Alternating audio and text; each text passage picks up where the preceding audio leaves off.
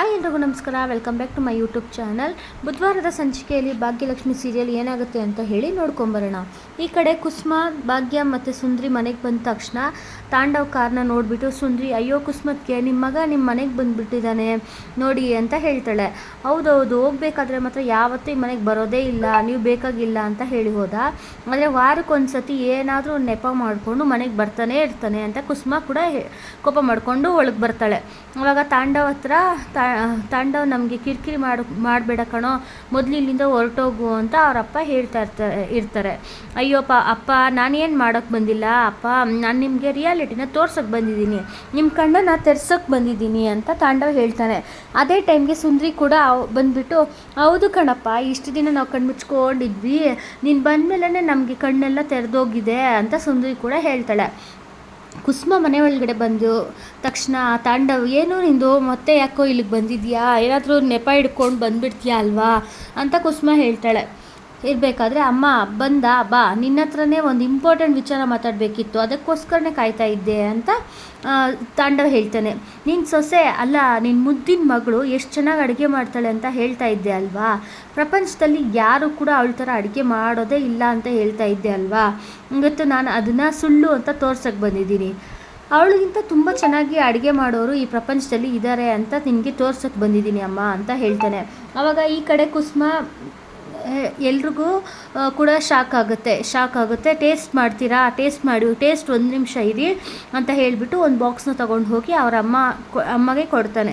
ಇನ್ನೊಂದು ಬಾಕ್ಸ್ನ ಭಾಗ್ಯ, ಪೂಜಾ, ಸುಂದ್ರಿ ಎಲ್ರಿಗೂ ಕೊಡ್ತಾನೆ. ಟೇಸ್ಟ್ ಮಾಡಿ ಅಂತ ಹೇಳ್ತಾ ಇರಬೇಕಾದ್ರೆ ಕುಸುಮ, ಭಾಗ್ಯ ತಿಂದಿದ ತಕ್ಷಣ ಇದು ಅವರೇ ಮಾಡಿರೋ ಅಡುಗೆ ಅಂತ ಗೊತ್ತಾಗ್ಬಿಡುತ್ತೆ. ಆಗ ಸುಂದ್ರಿ ತಿಂದಿದ ತಕ್ಷಣ ಇದು ಭಾಗ್ಯ ಮಾಡಿರೋ ಅಡುಗೆ ಅಲ್ವಾ ಅಂತ ಹೇಳಿಬಿಟ್ಟು ಆವಾಗ ಸುಂದ್ರಿ ಕುಸುಮತ್ಗೆ ಇದು ಅಂತ ಹೇಳೋಕ್ಕೆ ಬರ್ತಾಳೆ. ಆವಾಗ ಕುಸುಮ ಕಣ್ಣಲ್ಲೇ ಎದುರಿಸ್ಬಿಟ್ಟು ಸುಂದ್ರಿ ಬಾಯಿನ ಸುಮ್ಮನಿರಿಸ್ತಾಳೆ. ಅದೇ ಟೈಮ್ಗೆ ಪೂಜಾ ಕೂಡ, ಬಾವ ಈ ಥರದ ಬಾಕ್ಸು ನಿಮ್ಮ ಹತ್ರ ಇನ್ನೊಂದು ಇದೆಯಾ ಅಂತ ಕೇಳ್ತಾಳೆ. ಏನೋ ಇನ್ನೊಂದು ಬಾಕ್ಸು, ಅಷ್ಟಿಷ್ಟ ಆಯಿತಾ ನಿಮ್ಮ ಅಕ್ಕ ಮಾಡಿರೋ ಅಡುಗೆಗಿಂತ ನಿಮಗೆ ಈ ಅಡುಗೆನೇ ತುಂಬ ಇಷ್ಟ ಆಯಿತು ಪೂಜಾ ಅಂತ ಕೇಳ್ತಾನೆ.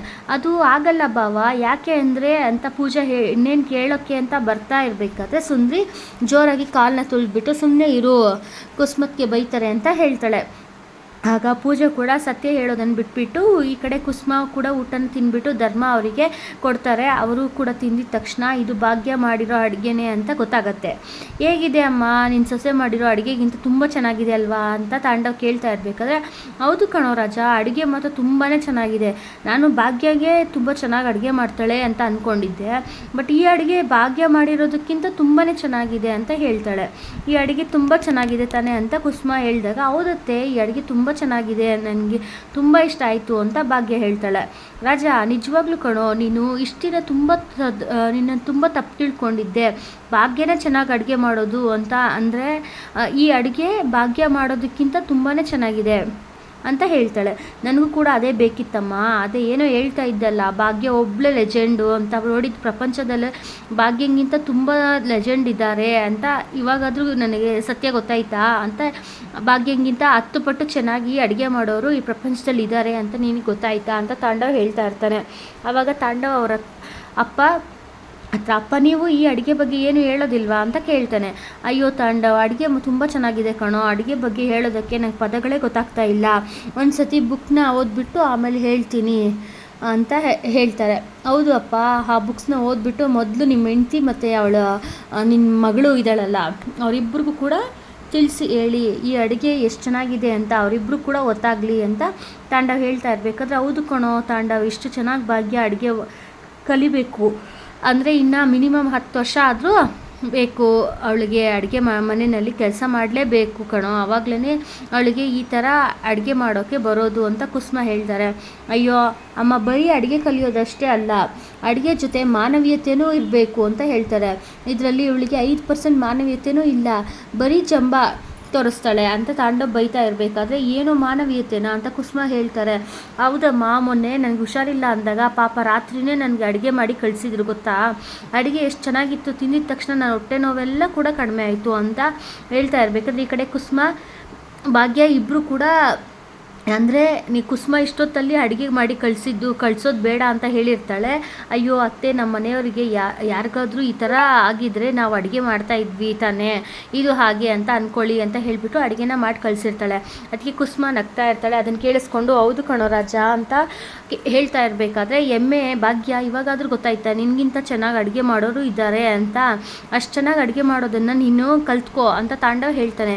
ಆವಾಗ ಕುಸುಮ ಕೋಪ ಮಾಡಿಕೊಂಡು ರಾಜ ನೀನು ಮಾತಾಡ್ತಾ ಇರು, ನಾನು ಬಂದೆ ಅಂತ ಹೇಳ್ಬಿಟ್ಟು ಅಡುಗೆ ಮನೇಲಿರೋ ಬಾಕ್ಸ್ ಹತ್ರ ಬರ್ತಾಳೆ.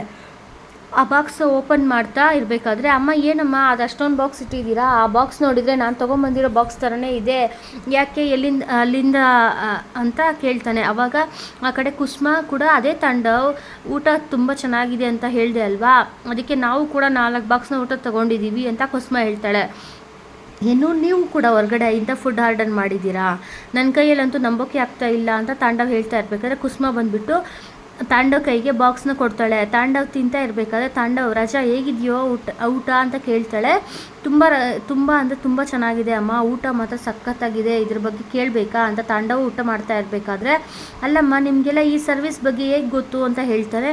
ಆವಾಗ ಭಾಗ್ಯ ಸರ್ವಿಸ್ ಅಲ್ಲ, ನಮಗೆಲ್ಲ ಸರ್ವಿಸ್ ಬಗ್ಗೆ ತುಂಬ ಚೆನ್ನಾಗಿ ಗೊತ್ತು ಅಂತ ಹೇಳ್ತಾಳೆ. ಮೊನ್ನೆ ನೀವು ಹುಷಾರಿಲ್ಲದೆ ಇದ್ದಾಗ ಅನ್ನ ಮಜ್ಜಿಗೆ ಮಾಡಿ ಕಳಿಸಿದ್ರು ಅಲ್ವಾ, ಅದು ಕೂಡ ಗೊತ್ತು ಅಂತ ಭಾಗ್ಯ ಹೇಳಿದಾಗ ನನಗೆ ಅನ್ನ ಮಜ್ಜಿಗೆ ಸಾಂಬಾರು ಮಾಡಿ ಕಳಿಸಿದ್ದು ನಿಮಗೆ ಹೇಗೆ ಗೊತ್ತು ಅಂತ ತಾಂಡವ್ ಕೇಳ್ತಾನೆ.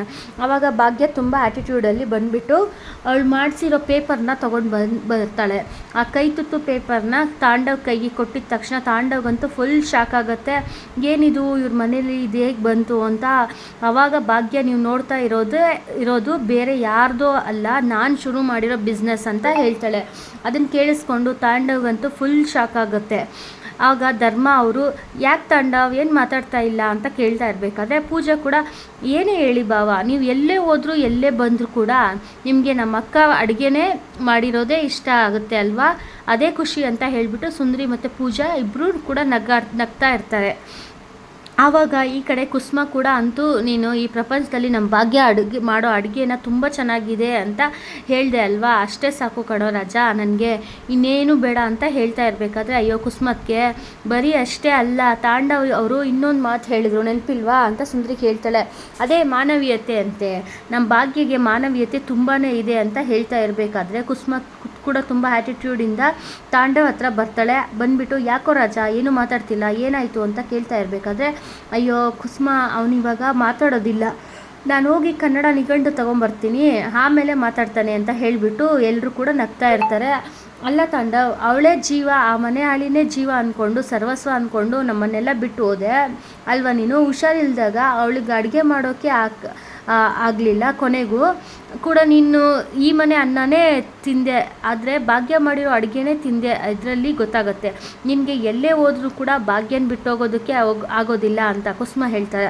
ಆವಾಗ ಸುನಂದ ತುಂಬಾ ಬೇಜಾರು ಮಾಡಿಕೊಂಡು ಹೌದು ಅಳಿ ಅಂದರೆ ಭಾಗ್ಯನ ಬಿಟ್ಟು ಹೋಗಬೇಕು ಅಂತ ನೀವು ಅಂದ್ಕೊಂಡಿದ್ದೀರಾ, ಆದರೆ ಮತ್ತೆ ಭಾಗ್ಯ ಹತ್ರನೇ ಬರ್ತಾ ಇದ್ದೀರಾ, ಇದನ್ನೆಲ್ಲ ನೋಡ್ತಾ ಇದ್ದೆ ನಿಮ್ಮಿಬ್ಬರ ಮಧ್ಯೆ ಇನ್ನೂ ಪ್ರೀತಿ ವಿಶ್ವಾಸ ಇದೆ ಅಂತ ಅನ್ನಿಸ್ತಾ ಇದೆ, ನೀವು ಅವಳನ್ನು ಬಿಟ್ಟು ಬಂದುಬಿಡಿ ಅಂತ ಸುನಂದ ಹೇಳಿದ ತಕ್ಷಣ ಹೌದು ಕಣೋ ರಾಜ, ಯಾವುದೇ ಕಾರಣಕ್ಕೂ ಕೂಡ ನಿನಗೆ ಭಾಗ್ಯ ಬಿಟ್ಟು ಬದುಕೋಕೆ ಆಗೋದಿಲ್ಲ ಅಂತ ಕುಸುಮ ಹೇಳ್ತಾರೆ.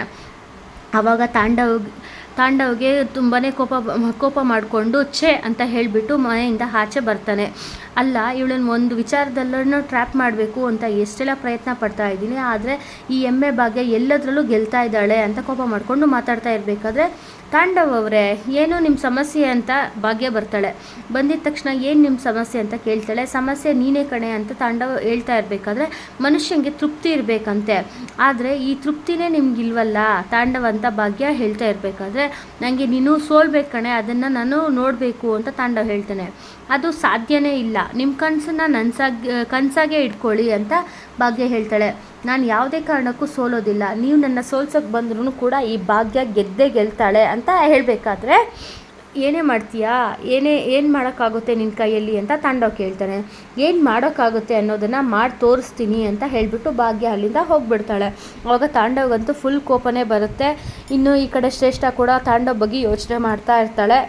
ಅಲ್ಲ ತಾಂಡವ್ ಯಾರನ್ನು ಬೀಟ್ ಮಾಡಬೇಕು, ಏನು ಹೇಳಬೇಕು ಅಂತ ಬಾಕ್ಸ್ನ ತೊಗೊಂಡು ಹೋದ, ಯಾರ ಹತ್ರ ಹೋಗಿರ್ಬೋದು ಅಂತ ಶ್ರೇಷ್ಠ ಯೋಚನೆ ಮಾಡ್ತಾ ಇರಬೇಕಾದ್ರೆ ತಾಂಡವ್ ಕೂಡ ಕೋಪ ಮಾಡಿಕೊಂಡು ಅದೇ ರೂಮ್ಗೆ ಬರ್ತಾನೆ. ಆ ಎಮ್ಮೆ ಹತ್ರ ಮತ್ತೆ ಅವಮಾನ ಆಯಿತು ಅಂತ ಹೇಳ್ತಾನೆ.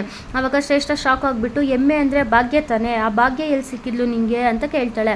ಭಾಗ್ಯ ಹತ್ರ ಹೋಗಿರಲಿಲ್ಲ, ನಾನೇ ಮನೆಗೆ ಹೋಗಿದ್ದೆ ಅಂತ ತಾಂಡವ್ ಹೇಳ್ತಾ ಇರಬೇಕಾದ್ರೆ, ಏನು ನೀನು ಮನೆಗೆ ಹೋಗಿದ್ದ, ಯಾಕೆ ಹೋಗಿದ್ದೆ ತಾಂಡವ್ ಅಂತ ಕೇಳ್ತಾಳೆ.